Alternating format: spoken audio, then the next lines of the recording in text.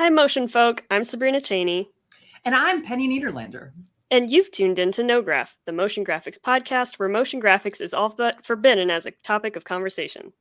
The idea is we're all familiar with the social media peer pressure that there's always a new program to learn, a new style to master, endless tutorials and presentations to catch up on, Slacks and Discords to join.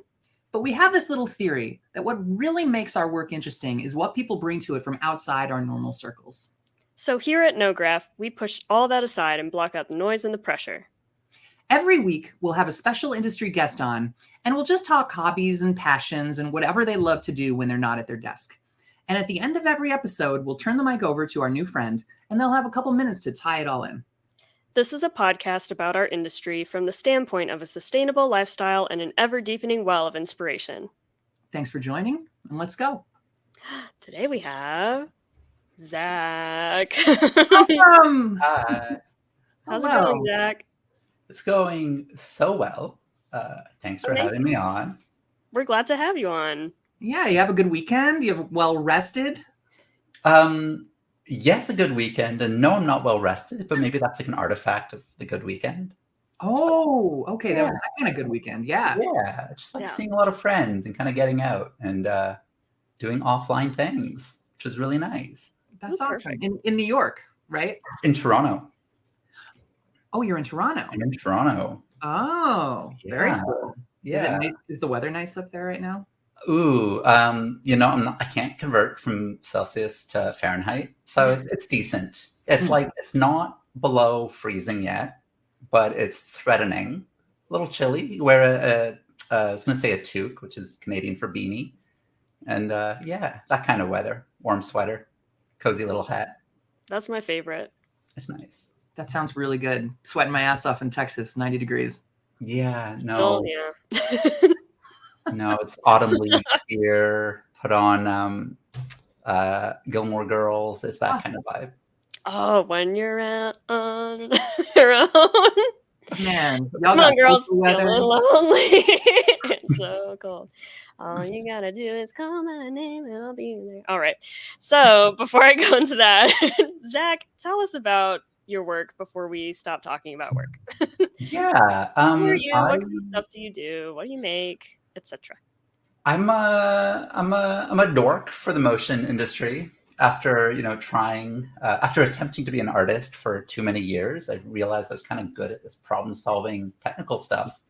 And a few years ago, I started this little boutique studio offering technical direction for motion projects, toolkits and pipelines and scripts and R&D, and like we do the nerdy things. The artists can do the artsy things, and that's what we do these days. That's what I do these days.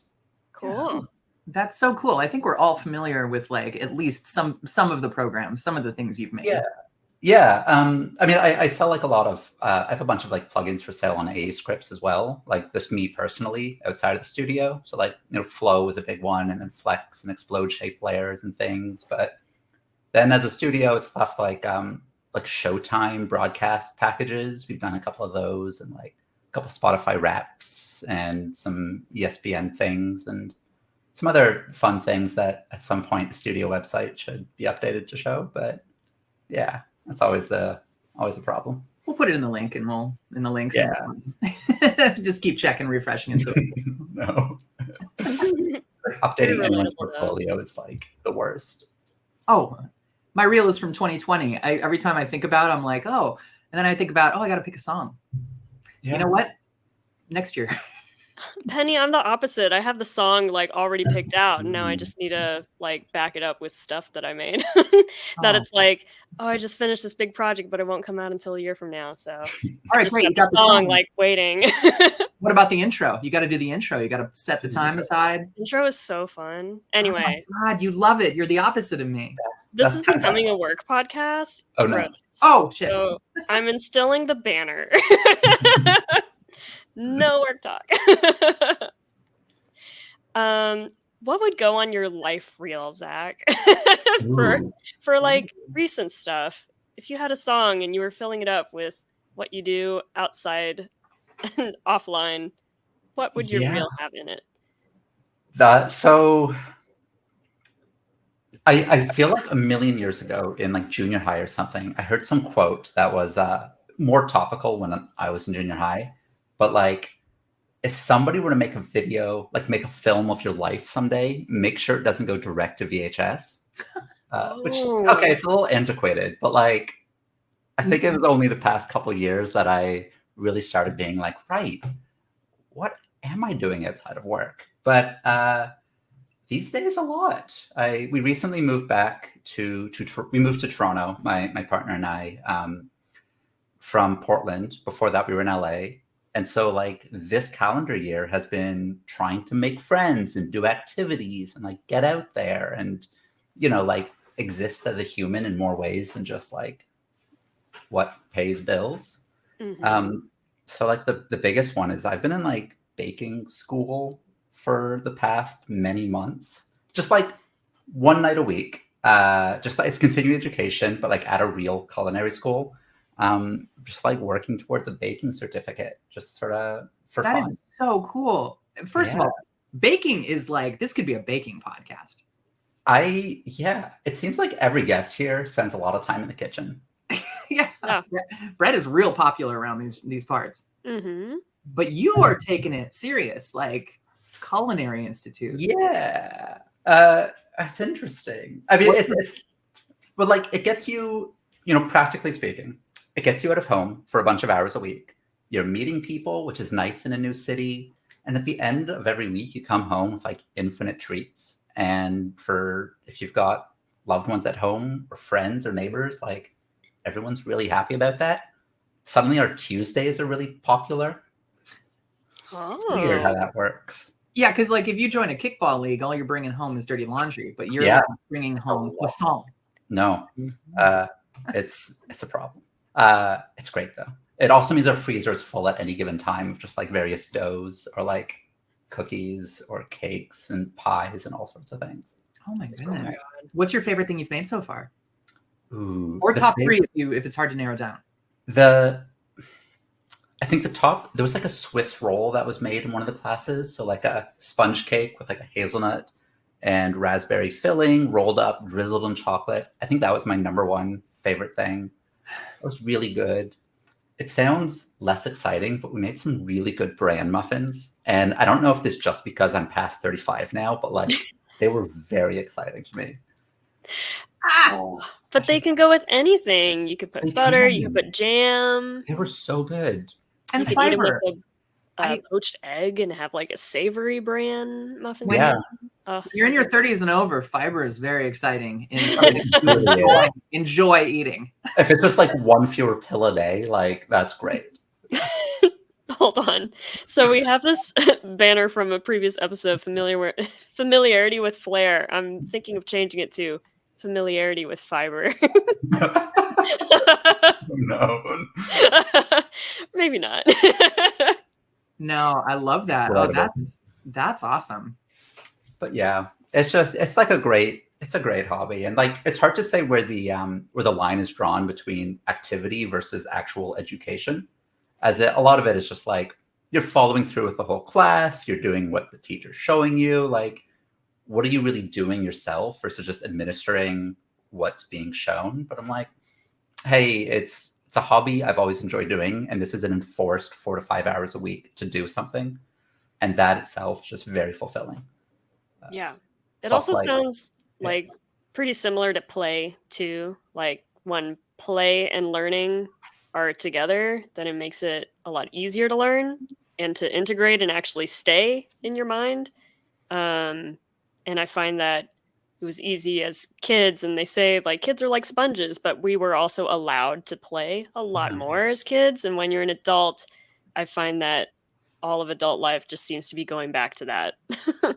Like, how can I have fun and also learn something new? So that sounds really cool.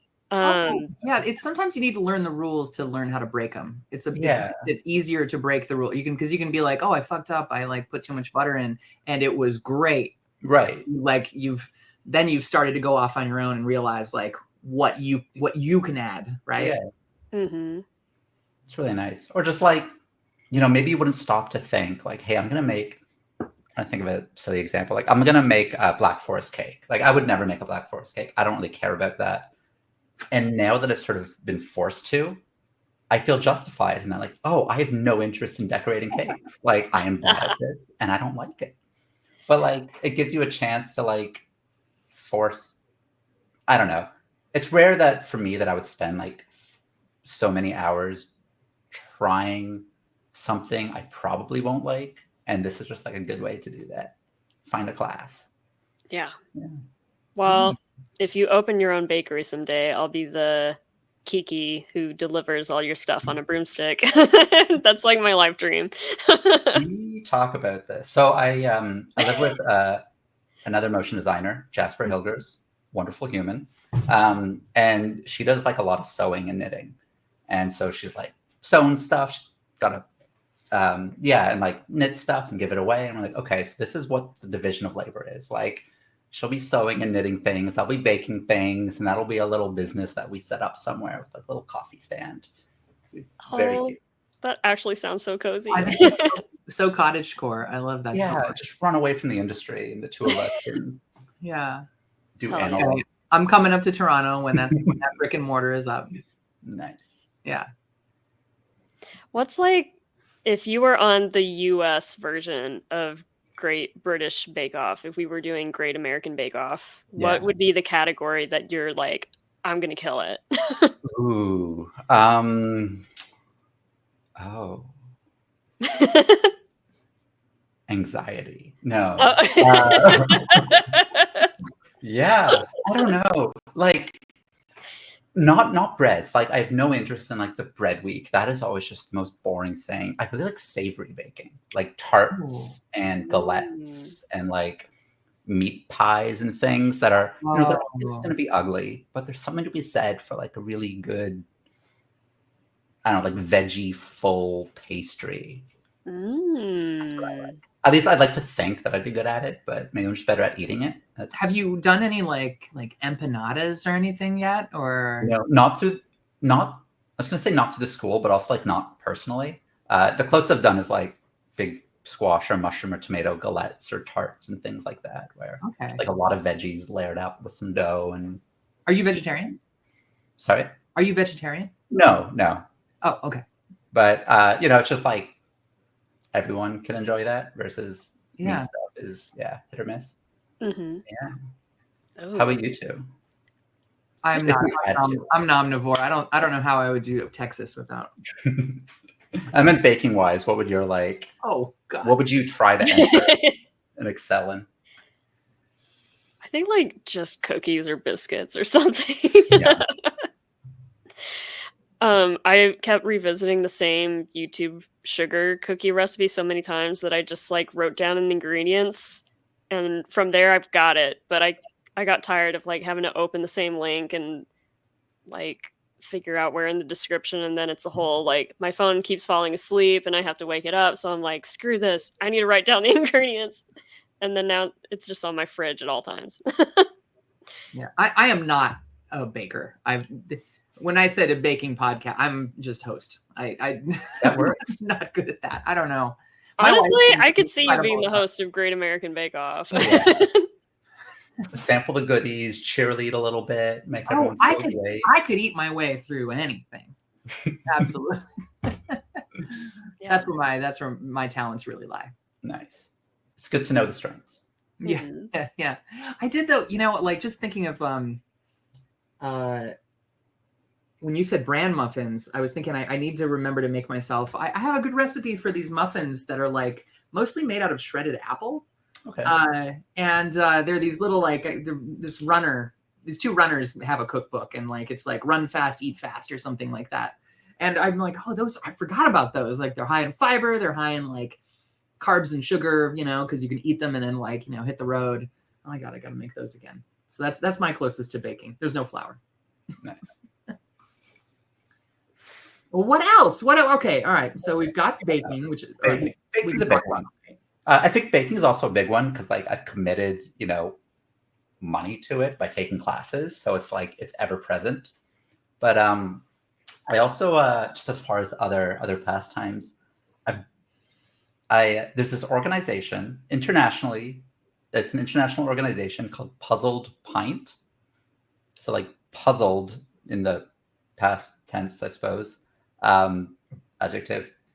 But what it is, it's like a monthly trivia night. It takes place on the second Tuesday of the month, all around the world. And the idea is that everyone has the same set of logic puzzles. So it's like a piece of paper with a bunch of word or math or geometry or just thinking related puzzles on them. And it's non-competitive. Most cities, it's non-competitive. And you just go with your friends. Okay. Yeah. And some hosts just give you like a set of puzzles. And you just like have dinner, maybe have a drink, just like solve some puzzles with your friends. And it's just like a very sort of wholesome, brainy, dorky activity that I started doing in Portland, and it was great fun. Moved to Toronto, kept doing it here. And I've somehow now, like I'm one of the organizers, one of the 2 Toronto locations of it, just because I guess I'm into it and open to community building. So that's like a really nice extra thing every month. Yeah. Yeah. What's your favorite board game or puzzle to do with everybody? That is a good question. I mean, board game is like a whole other can of worms. Mm-hmm. These like puzzles, I don't know. I really like word game and word puzzles, like crosswords, anything that resembles a crossword, of just like either needing a little bit of knowledge or knowing how to put pieces together, or like a cryptic crossword where you're just trying to like decipher how a clue comes together. I just find this really satisfying. Something where like all the pieces are in front of you and you're just trying to figure out how to put them together. I really like that. I guess that's not what a crossword is, because you need that outside knowledge. Maybe that answer made no sense. No, it definitely did.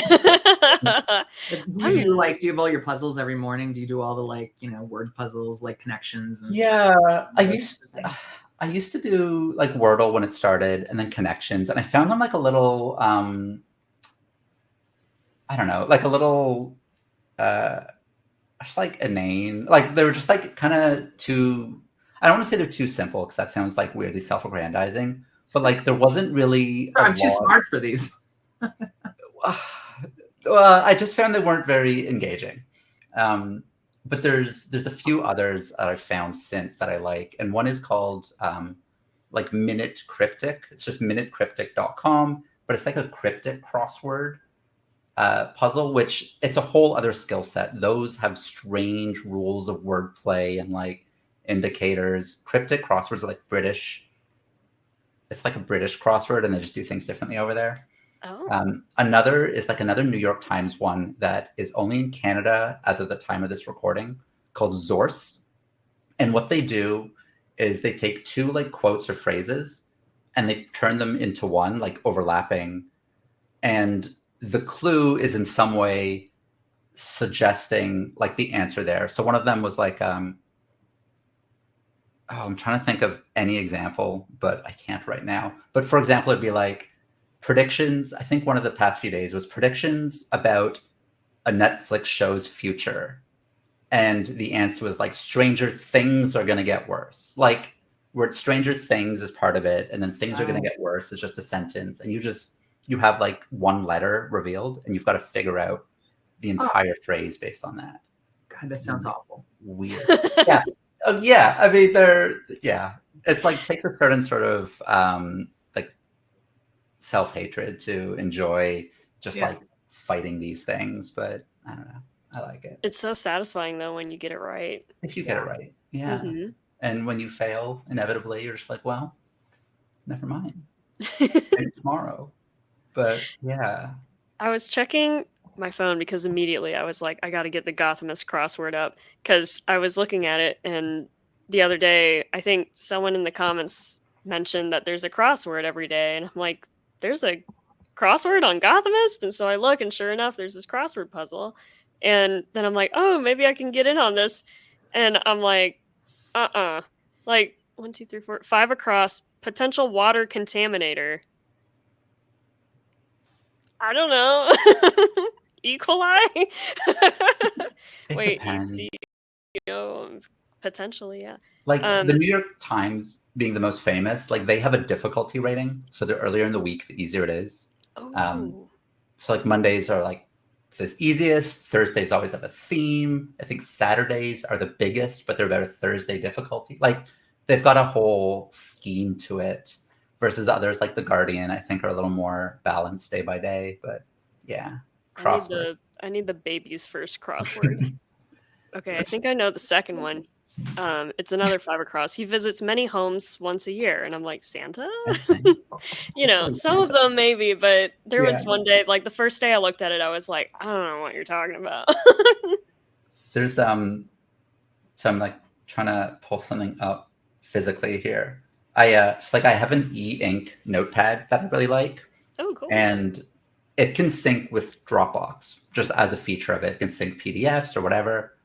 Separately, I found some system that will like every day get crosswords from the internet, like the New York Times or the Guardian, and put them into Dropbox. So it means like every single day, I just have like a fresh crossword on my little e-ink notepad. Oh. And it just syncs automatically because it's online. So like whenever we're like out of town or something, I just have like a backlog of like physical crosswords to do. And I really like that. It's like I give a really book, nice. but like books are, wasteful in a different sort of way. But yeah, you don't have to. I mean, that would get heavy, I imagine. Yeah. Just carrying around all your crossword puzzles with you. And then once they're done, you're like, you're not going to erase it all and do it again. So, and nobody wants to take like a used book that you've written in. Yeah.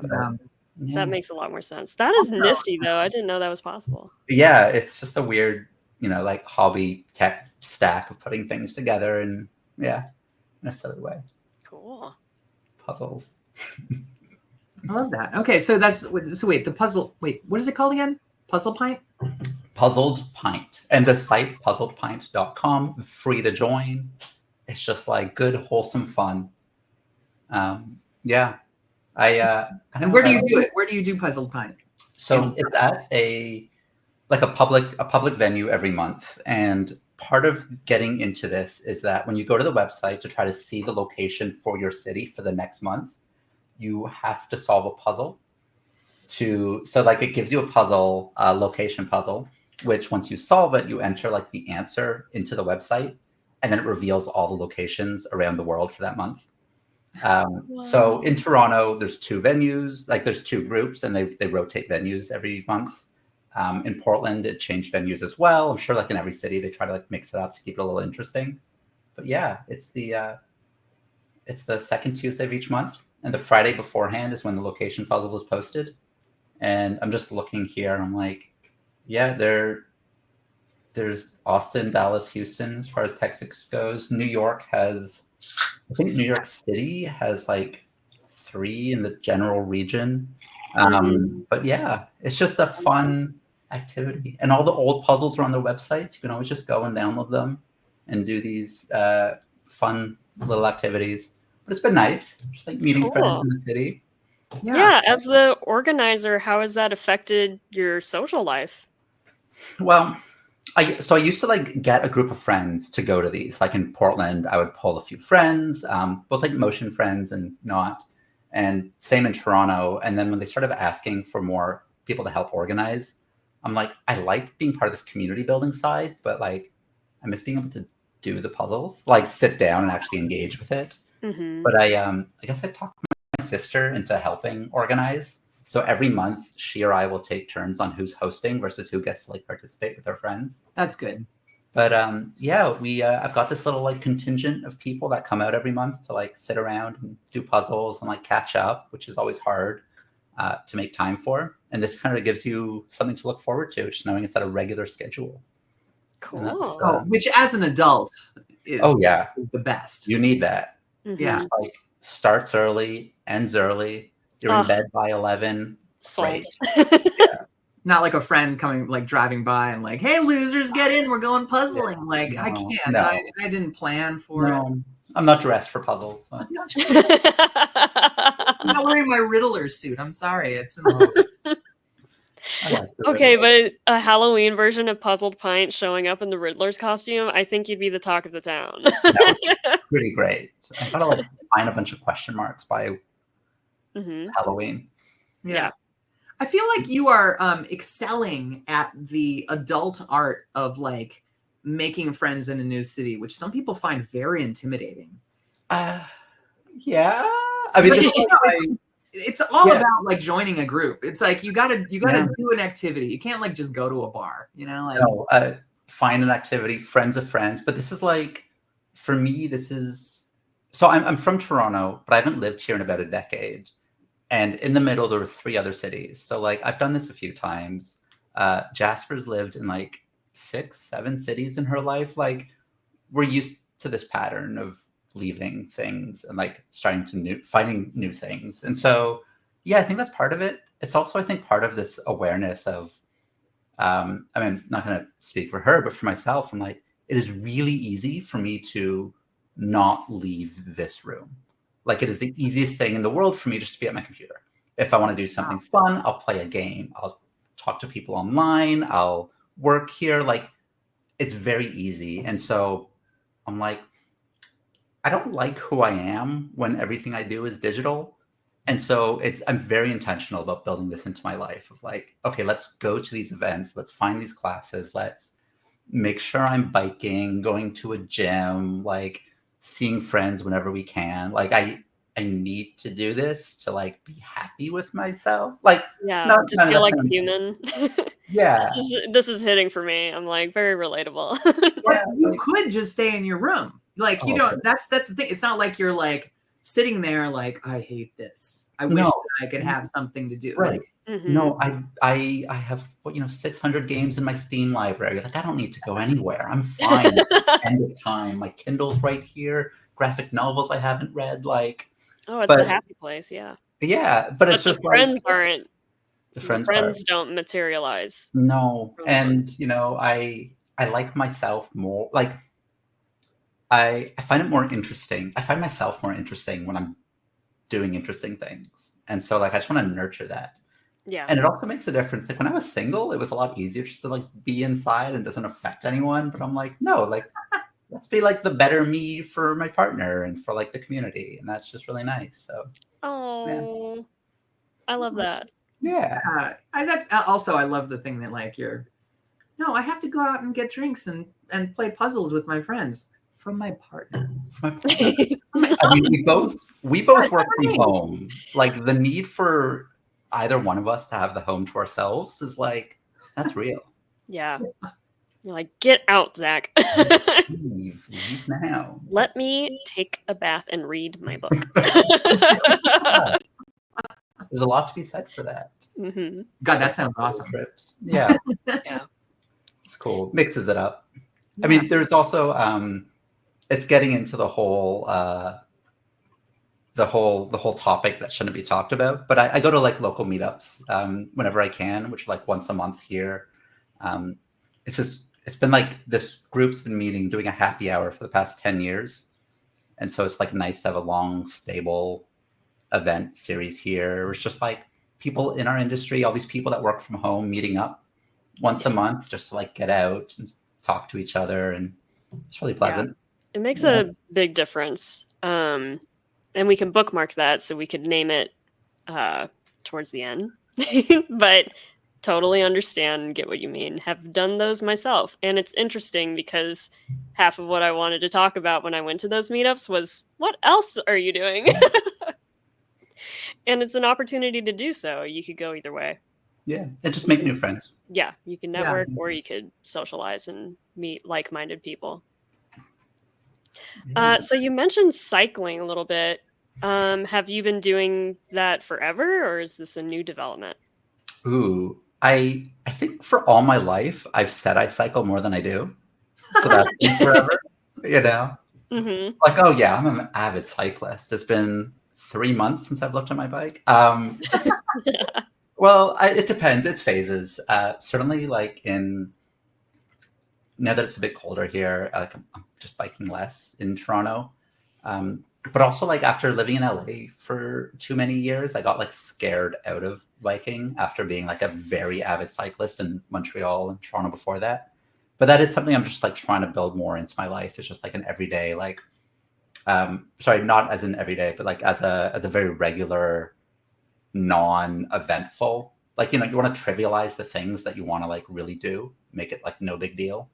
But earlier this year, I signed up for without any sort of training, which was well-intentioned but not advisable, like a 50K bike ride for charity, which is like 31 miles. So I'm like, yeah, I could do this. Sure. You can do it. And so I did that earlier, but it was like there's a big highway running through Toronto, and they just like closed down the highway to make it cyclists only for this. And I'm like, I don't drive. Like, I've never driven. And so I've been on this thing as a passenger for, 30 years. I'm like, I want to bike on this. That's cool. So I did it and just like died by the time I was home. I did it. And that day I signed up for the like next year's one. So at least like now I'll hopefully be in better cycling shape before doing that. Awesome. That's so cool. Yeah, it's just I was just like really like it as a way to get around, especially as a non-driver, just like feeling more that sort of like freedom that people talk about having in a car. Is Toronto good? Is that a cycling safe city? Yeah, much better now than when I was here before. I'm also like more breakable now. Like in my youth, I was one of those asshole city cyclists that would like weave between cars and buses and stuff. Like I was cool, and now I'm like scared and fragile. But yeah, it's gotten a lot better. Like the local right-wing politicians trying to remove all the bike lanes and has big opinions on how the city should run, despite them being provincial. But like, yeah, like this is breaking stories like this week. It's so Canadian, like that's so Canadian right wing of like, I have nothing better to advocate for, so I'm just gonna fuck up the urban planning. Like, okay. Yeah. I mean, it was more like trying to totally. care and like, some of the bad things, but a lot of it's just like, I'm gonna sell public park space to my private developer friends. Like, yeah. Oh, let's not. Yeah, but biking is good. And just throughout my life, I've done a few of these like bike trips, which are always a really good time. Where sort of like bougie bike. So like, do you know the term bike packing? Have you heard of this? No, but I'm guessing it's backpacking on biking. Yeah. So like you carry everything on your bike, like your tent and all your clothing and anything you need to cook. I would love to do that, but that seems like a high skill level I don't have. Is this an off-road bike thing? No. It would just be like down, like biking from one city to another and camping somewhere in the middle, or you do it for like a week or multiple weeks. Like it's just this notion of carrying everything on your bike. It's through camping, but with a bike. Right? Yeah. Through hiking or whatever they call it. Yeah. And like, I'd love to build up to that, but like, I don't even know how you get started. And like, I need a lot of prep before I try anything. But I've done a few of these bike trips in which they're a lot more, they're a lot softer, but essentially like you can have your luggage or whatnot and you leave it at like you stay at a hotel and like they shuttle your luggage to the next hotel and all you have to do is like bike to the next place. Oh, it's like glamping, but it's the glamping version. You still have to get there by bike, but there's like all over the world, companies offer these sort of self-guided bike trips where they just like give you a bike at the start, probably a GPS with the destination or like physical maps. And they just like shuttle your luggage along. You just like bike for, 3 to 5 hours in a day, see some beautiful scenery. And, like, it's a really good time. It's a really cool way to see like a tourist destination. Yeah. Yeah. Yeah. I never knew this existed. Yeah. Sorry, Penny. What were you saying? Oh, no. That just sounds awesome. Like, I'm a big fan of the, like, activity vacations. Yeah. Like, either I want to go to an all-inclusive resort where I get just, a buffet of carnitas and margaritas every day, right? Or, and then the rest is like swim up pool bar. But or I want to like, be camping and biking. I need something to do. Yeah. And it's just kind of a thing. Like there's a company here called Rogue Running that has rogue expeditions as part of it, and they will take you to Morocco or to I can't remember any of the other locations, but like you go and then you run every day. They take you on runs and stuff like that. It's not quite like from one place to the next, but I think that's such a cool way to see a country. Yeah. Or, I think they take it, there's like Peru maybe is one of them or something like that. And as opposed to like getting in a van and just doing like, okay, here I am, I'm at Chichen Itza, like it's, but so the idea of like actually traveling, but not having to carry everything you want on the entire trip, it sounds real nice. And like ending up in a hotel, not a tent at the end of each day. Like that's just, Yeah, it's like I love the concept of the camping, but can we do it without the camping? Yeah. And just the going there part, I like that. Yeah. Oh, that's so really cool. neat. Yeah, all the journey, not the destination. Yeah. I definitely. All right. So for future viewers, and it's for me. It's for me. Fuck future viewers. How do we find out when you do actually end up doing this? We get the lowdown on how it went. Oh, I mean, so interestingly, I like this. I don't know a good way to phrase this. I've like retired from public social media this year. I've like deleted my Twitter and every single tweet. Welcome to the club. Removed like any of my public Discords. I'm gone. My Instagram, I've took it private, and now like anytime I post a story, I look at who saw it and like I unfollow a bunch of people and have them remove follower. Like I am just purging my personal social media and like no, this is now like for me and my friends. You're a hero. So I'm like, last thing, I mean, I'm in like some big Slacks for legacy purposes or like Facebook for family, but I'm like, yeah, there's no way to know beyond just like have to have me back and I can do a little slideshow for next year's season. We'll have to touch in with everyone, all of our guests one year. Yeah. What have you done? Yeah. Yeah.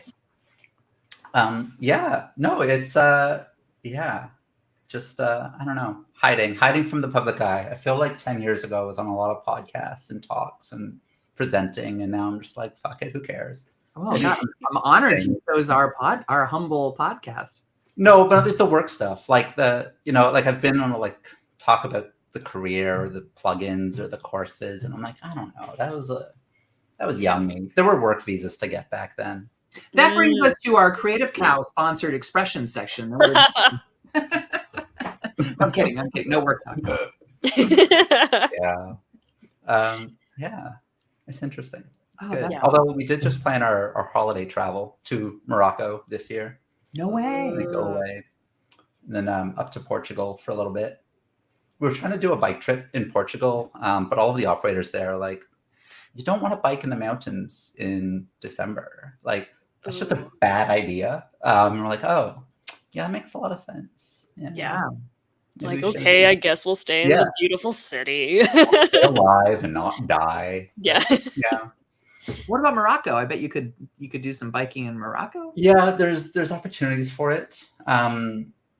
There's something we looked at and just again decided not to. Again, just like desert or mountains in December, like inclement weather, and especially summer was a little harder for us to navigate. We just thought we'd play safe. But yeah. It's gonna be beautiful. That's gonna be wonderful. Yeah, we're sort of just like I don't know, we're in this position where we're just like very, very lucky right now to be able to take trips like this, but like life wise, like financially as well, and life wise, we're just like, okay, we don't know how long we'll be in this position. So like let's try to take advantage while we can. Just run away. Yeah. I love that. Do you do that often? Are you like big travelers? Yeah. I think we try to be once a year, either together or independently. We'll just try to get out a little bit. It's just really nice, especially like I've lived in a bunch of places. So is Jasper, and now just through the industry and everyone just like moving after COVID, I feel like I've got friends everywhere. So it's really nice to just be able to visit people. Like we're going to Nashville in a few weeks, just like stay with some friends there we know through work, and that'll be great. And went to Ohio for a thing earlier, and it was just like St. Louis as well this summer, just like seeing people we know through work, but just like nice to do these little trips, like bigger trips for vacation. But yeah, good. Everyone should see scenic Ohio once in a while. Yeah, We love you, Ohio. Ohio. I'm from I mean- Michigan. I cannot legally like Ohio. I'm sorry. I've never been, but I know people that live there, and it was nice to see them. That's a wonderful answer. Zack loves Ohio. I love Ohio. There was it was an industry thing in Ohio. Gotcha. But yeah, Yeah. good times. But, yeah, is there somewhere that you two are just like really looking forward to travel to when next the opportunity arises? I'll let you go first, Sabrina. A friend of mine, she has family in Germany, and she was talking about Berlin, and she was like my connect to a trip to Switzerland a few years ago, which I had always wanted to visit but never had. And so Berlin might be a future trip. I've never been, so it'd be cool. Hopefully, get into the new wave music, right? I get new wave and the new age categories of music mixed up all the time. You gonna check out Enya and Enigma? Honestly, I like Enya too, so maybe both. Yeah. Like, why not both? But yeah, get into the music scene a little bit. Cool. That'd be a cool trip. Germany's great. Would you go elsewhere in Germany or just Berlin? I really don't know. Like, we haven't planned that far ahead in terms of itinerary, but I think my friend is going to move there, and she's like, "You gotta come," and I'm like, "Okay, I'd love to." That's So we'll probably talk about it more. But what about you, Penny? You have any destinations? Lisa, my wife, her goal trip is Iceland for the lights. She wants to see the Northern Lights. But we have this cat that's an indoor-outdoor cat that we inherited from the neighborhood, and we can't leave together anywhere because this cat will die. Yeah. And so the cat's luckily like 9 or 10. So, we've got a good, 8 to 12 years so we can travel together. I don't know. I'm going to Italy next year for a friend's wedding in October, which I'm excited about. I've totally fallen off the learn Italian wagon since the last time we talked to someone about languages on this podcast. I don't know. Yeah. I have so many trips I would like to take. I really want to run a bunch of races in different places that are fun, but work is, you have to make money. These things cost money. Yeah. I don't We'll know. train. We'll get there. We could pick one. Yeah, wouldn't it be great to live in a country or in Europe where you could go between countries on train and it wouldn't be $1 million? That sounds so nice. I know. That's so nice. I was looking at tour guides for Japan earlier because call back to episode 1, Tom went to Japan, and now I'm like, I want to go too. Tom wrote a great blog, by the way, on the blogging site that everybody uses, and I'm forgetting the name, but you could track Medium? his travels down. Not Medium, it's the Substack. So yes, That's cool. subscribe to Tom's Substack and find out all about his Japan adventures. But yeah, now I'm I was looking up tour guides for Japan, but also is there an anime one?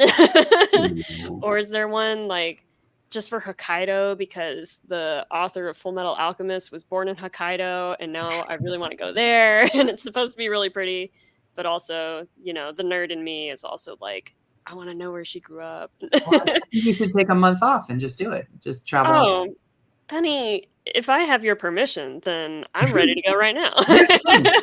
Zach, you have Zach's permission. You have all my permission. I have 2 stamps of approval. Well, I'm going to pack right now. I'm going to pack and go. Are there so Zach, anything else what is the secret ace in your pocket, ace up your sleeve thing that you do? You've talked about some of the big hits. Yeah. And I don't know. I don't know. I feel there's a lot of things that I try to do and stay busy, but still always feel like I don't really do much. Kind of like people ask what's new. I'm like, I don't really care. Actually, maybe that's it. Since moving back this year, people have been like asking me about work and career and things, and I always feel a little self-conscious. But my answer this whole year has been like, yeah, I'm not very ambitious. Like right now, I'm just like, I'm seeing friends, I'm making friends, I'm doing things, I'm baking, I'm learning some fun cocktails, but like work is just a thing that's happening. It's just the backdrop to everything else, and maybe that's How long have you been doing it? The work thing. Oh, you're younger than I thought you were, actually. I started freelancing in 2007. Okay, all right. So I am, but I'm a dropout, so I started like early. And so I've been freelancing since 07. I've been doing motion since 09. So I am used to avoiding dating anything I say on a podcast because, it makes it a little more timeless from talking about this year or this week. But like, yeah. I don't know, whatever, 2024, 2009. So 15 years of motion.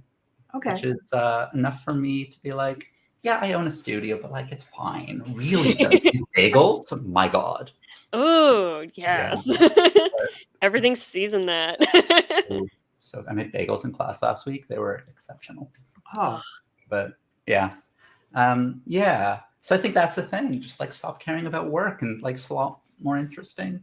Okay, I know it is work. Okay, we've ventured into work, but I do want to like say that it's an interest. Yeah.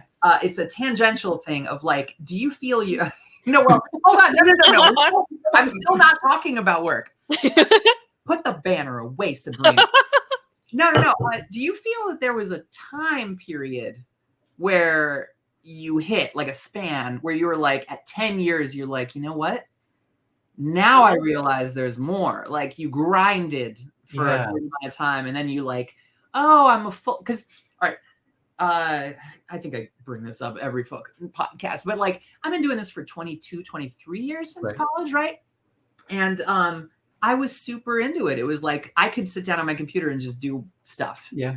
I could do side projects. I was like had endless energy for the first like 8 years, and then I burned out. And then I kept burning out every few years after like, I guess what I'm asking is, were you always like this? So like into all these side hobbies, realizing you seem to be a self-actualized, well-rounded person, which is crazy to me because you are, to me, a person where I'm like, hey, I need to figure this thing out. I'm gonna ask on MDA. I bet Zack Lovatt will answer. Yeah. No, I think it's relatively recent. Like, I mean, I understand this is very relatable for everyone once they hit, mid-20s and up, maybe. But just this notion of like, I wish I was then who I am now. Like, just this notion of like, oh, I really feel like I've come into my own identity and existence in the past, again, like less than 5 years, in a way that I never had before. And part of this as well is like just the focus on work and the hustle and the grind. Like, yeah, I remember being so excited to be up to like, I mean, maybe not glorifying it, but like, yeah, I'm so willing to be up till 3, 4 in the morning to like keep working on my projects or a client's projects. You do what it takes. And now I'm like, yeah, it's 6:30. Like, you're gonna have to wait till next week. Sorry. Like, I mean, to be fair, I have the privilege now of like, I run a studio, we make the calls. But even as a freelancer before that, I'm just like, I don't know. I think a lot of it was just not knowing what else to do or feeling like I had to. But there was an era where everything you're seeing in the industry is like through Twitter when that was the thing, through like MDA or its precursor IRC server being like, yeah, everyone here is so active. There were like 12 people in the IRC server that became the MDA Slack. But like everyone here is just going all the time. That's what you do. You go to the talks, you know everyone. And like people knew who I was. And I'm like, that felt weird. It felt good to young ego me. And now I'm just like, oh, I don't care. Like, go away. Like, it's not the most interesting thing. And it's not like I regret spending the time doing it, but it's more like I really value, I mean, part of it too is I value like the privileged position I'm able to be in now because I've spent years of people knowing who I was then. Like, that's kind of really nice. Like that tools like Flow and stuff and ESL, like his Flow Shape layers and I had a bit of name carrying forward that success, but like, yeah, no, I think it's just the past couple of years, as more and more life happens to me, the less I think about work. Well, okay, but like name recognition, imagine that you burn out and you don't have name recognition. Yeah. How hard that would be. Yeah, absolutely. Right? Like, because that's I mean, you're saying like the privilege of getting there, but like, I mean, like, yeah, like the flip side is like if you burn out and you are just like, I can't stand being in front of my computer anymore, and I don't have this to carry on. Like, what would you? Is this okay? I'm breaking the format, Sabrina. Oh, I hope that's okay. I love it. Could you maybe give some advice to a younger you that would be resistant to the message because it is so? I think about this a lot. I think about like me talking to myself when I was younger about how not to burn out, about how to pace myself, and I think there's no fucking way that I would listen. No, you wouldn't. And I will say as well, like, I spent a lot of years, so I'm Canadian, and I lived in the States for like 7-8 years. I was on a specific visa, a work visa, called Artists of Extraordinary Ability, which is like the cringiest thing. Is like no pressure. That's like the episode. That's like there's a whole category of like the psychology of the quote unquote gifted children that like you know, and then when they grow up they're like, but I have to live up to that, You're a Royal Tenenbaum. Yeah. But it's just like the qualifications to get that are so strict that unless you have some loopholes, you're like, you need awards, you need press, you need to prove that you earned a high income on important projects. And you're like, to qualify this, you get people like killing themselves. I'm like, so I applied because I'm a dropout. I can't get there's other NAFTA visas for Canadian, Mexico, for like North America trade to work in the States. So I'm like, this was the only way I could go to the States. And I was following someone down there at the time. And I'm like, I have to really hustle to maintain this. And then every time I renewed it until I got my green card, I'm like, I have to like do a lot every year that I'm here so that I can keep qualifying so I can stay in the country. And just like being a freelancer in LA, you're like, everyone here is an immigrant from somewhere else. Everyone here is on a work visa trying to do it. From LA. No one's from LA, but like there's so many international people trying to get these work visas. And so everyone's just killing themselves, hustling because you need to stay in the country. Yeah. And so I'm like, independent of just like me being brash and young and not listening to the feedback of like chill out, I'm like, no, I couldn't. Like chilling out wasn't really an option until I knew I was like leaving the States and not needing, or until I got my green card, I should say. Like I couldn't relax because I had to know that every 3 years I had to like have a huge portfolio to update for the next visa renewal. Wow. That is such an extra added pressure on top of that LA competition when you were there and stuff. Yeah. It was interesting. Did you ever watch the movie Problemista? No. Oh my gosh, it's like about what you're talking about.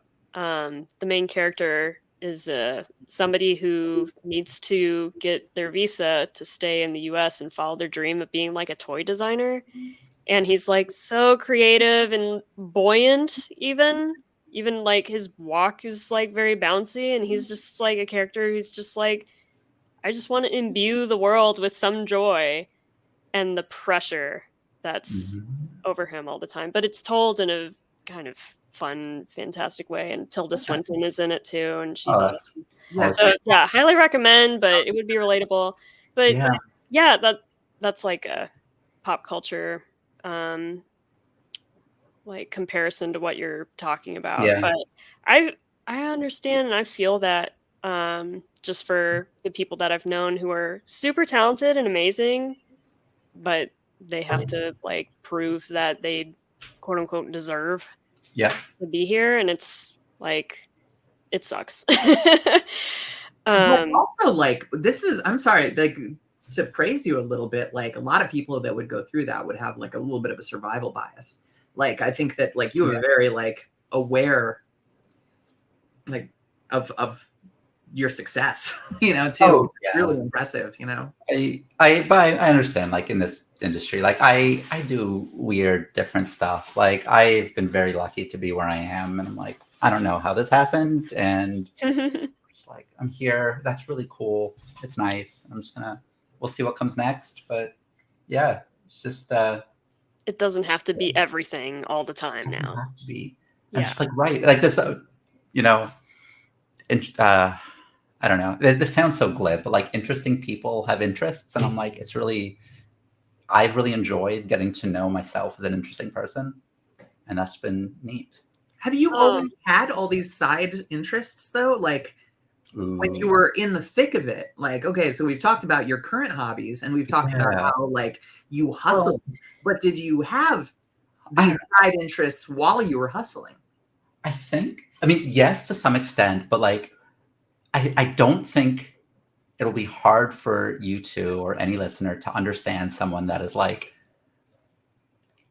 they like video games and puzzles and they sit at their computer, and like, that's such a trope of just like the what's it, not like the Reddit user, like, yeah, of course I always like video games and the internet and technology, like, sure. But I always like baking as well, and I like cycling, but I think it's more the shifting of balance of like, maybe I'll be at my desk after 7 p.m., but like, I'm not working weekends. Yeah. Like, it's more, what am I really, sorry, just knocked something over. What am I doing with my time? And I'm just like, what am I prioritizing? And I'm like, prioritizing everything other than work. And that's been really nice. Yeah. I'm just like, so happy I could build a life where I don't need to often work 40 hours a week, or like, we can find some balance there so I can take a bit of time to do other things. So I think the interests were always there, but it's like the prioritization wasn't. Mm-hmm. Well, also when you're trying to survive and the profitability comes into play, and when you're trying to build a career, what you were just saying, I was that person too. I've always been into video games. I've always been into TV and movies, and I've always been into being on my computer and being on DeviantArt, being on Tumblr, and then being on Twitter, etc., until being on nothing. Yeah. But that's because the stuff on the computer is what I was like, this can be my living. Right. So I'm going to pursue that because I find it interesting. And meanwhile, that person growing up was also doing sculpting out of clay, doing stuff with watercolor and charcoal and drawing and like making characters and stories, and like, she's still in there, but it's like the world wants you to, you need to pay taxes. Yeah. And just on the note of like earning the income and being able to afford, I'm like, right, I don't make as much money now as I did when I was like freelance and hustling and working. And that's a big thing too. Like, yes, I own a studio that is just like, I'm the only employee. There's a permalance producer who is just like the best producer in the world. And artists as needed. But like, there's also the trade-off of, I'm choosing to not take on projects because I'd rather have the time. And I think when I was younger, I never would have been okay with that, versus now I'm like, no, I'm in a position where like, if I can live and like put some aside for savings, I'd rather cultivate my existence as a human than my existence as like a vehicle for making ads for someone. Like, it's like, do I want to work on this commercial or do I want to bike in Morocco? I wonder. And so, but it's, I don't know, I think that would have been like a real conversation back in the day, versus now I'm like, no, I'll just earn less. Like, okay, that's fine. Mm-hmm. Yeah, it's still not bad. Like, we're still privileged to be like doing what we're doing. Absolutely. But we don't have to be in the top 1% of our earners. Yeah. We don't need the $200,000 to $700,000 Netflix job that's always advertised. That I don't need to join a mastermind group to learn how to earn $25,000 more this year. Yeah. But yeah. So we're almost at the hour mark, which I'm like, stunned. This is our season finale. This is episode 10. We did it. Sabrina, we did it. We made it to 10. Yeah, this was intended to be season 1 of Nograph. So thank you, Zach, for being such a great best for last finale guest. Do we want to wrap it up? Well, we kind of did, right? We kind of did talk about how how we normally wrap up hobbies into work. We did. I think Yeah. so. Yeah, Zach, Eased in. this was cool. Thank you so much for being on our show with us. This has been a really fun conversation. Thanks for having me here. It's been nice to chit chat. Thanks, Zach.